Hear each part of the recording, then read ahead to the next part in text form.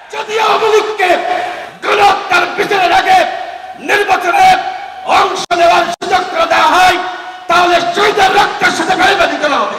শেখ পরিবারের পান্ডাদেরকে গ্রেফতার করা হচ্ছে না। পুলিশের যারা ছাত্র জনতার বুকে গুলি চালিয়েছে সেই পান্ডাদেরকে গ্রেফতার করা হচ্ছে না।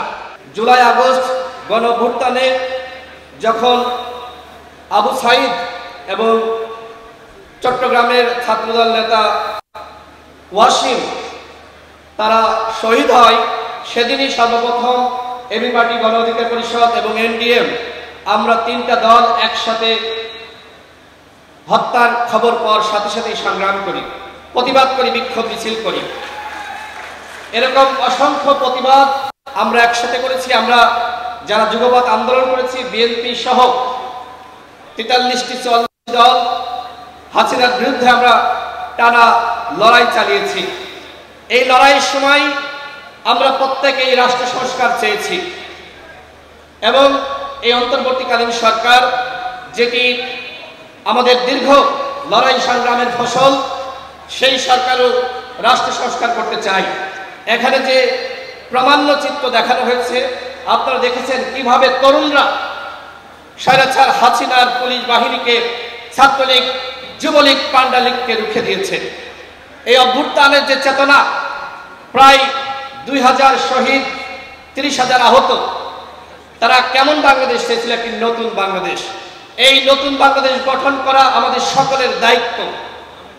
শুধুমাত্র একটি দল ক্ষমতা থেকে চলে গিয়েছে, সামনে আরেকটি দল ক্ষমতায় আসলেই সিস্টেমের পরিবর্তন হবে না। সিস্টেমের পরিবর্তন করার জন্য এই অন্তর্বর্তীকালীন সরকারকে কাজ করতে হবে। আমরা দেখতে পাচ্ছি এখনো পর্যন্ত আওয়ামী পান্ডাদেরকে গ্রেফতার করা হচ্ছে না, শেখ পরিবারের পান্ডাদেরকে গ্রেফতার করা হচ্ছে না।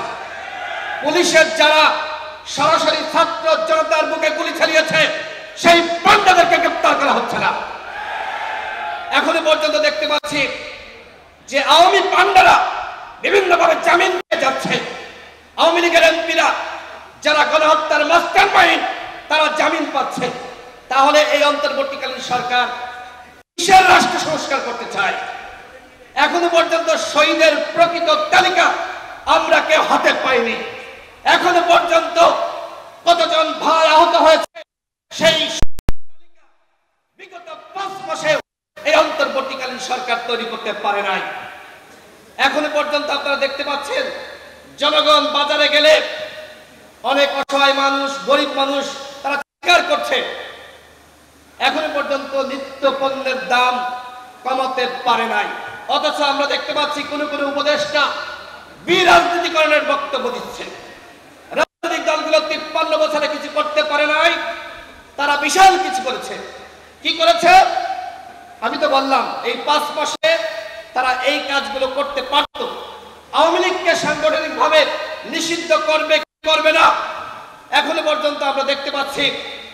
বিশেষ করে অনেকে বলছে এই ফ্যাসিস্ট পার্টি আগামী নির্বাচনে যেতে পারবে। গণহত্যার বিচারের আগে এই আওয়ামী লীগ নির্বাচন, যদি আওয়ামী লীগকে গণহত্যার বিচারের আগে নির্বাচনে অংশ নেওয়ার সুযোগ করে দেওয়া হয়, তাহলে শহীদের রক্তের সাথে বেইমানি করা হবে। আমরা ছাত্র জনতা শহীদের রক্তের সাথে এই সরকারকে বেইমানি করার সুযোগ দিব না। আমরা এই অভ্যুত্থানে আন্দোলন করেছি।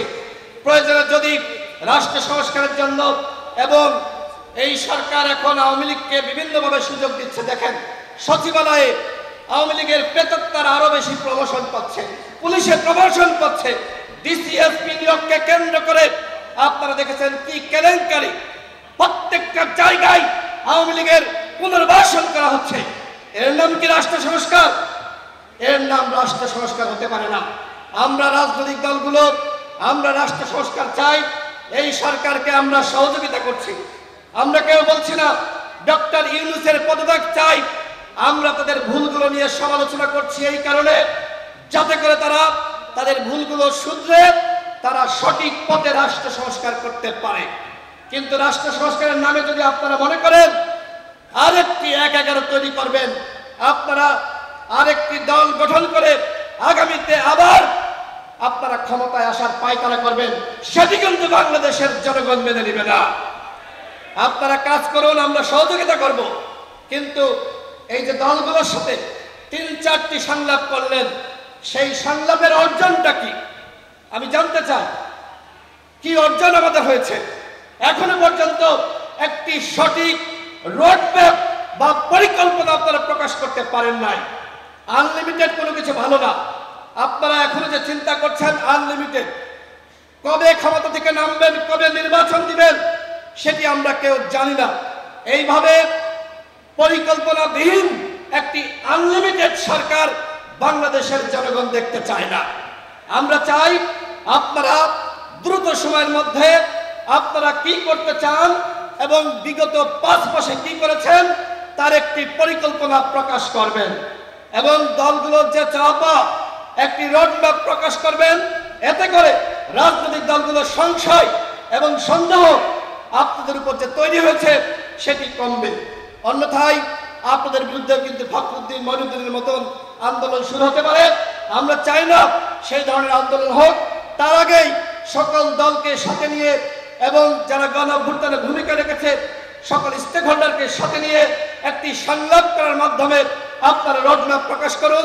আমি আবারও এবি পার্টির প্রথম জাতীয় কাউন্সিল, এই কাউন্সিলের আমরা সফলতা কামনা করছি।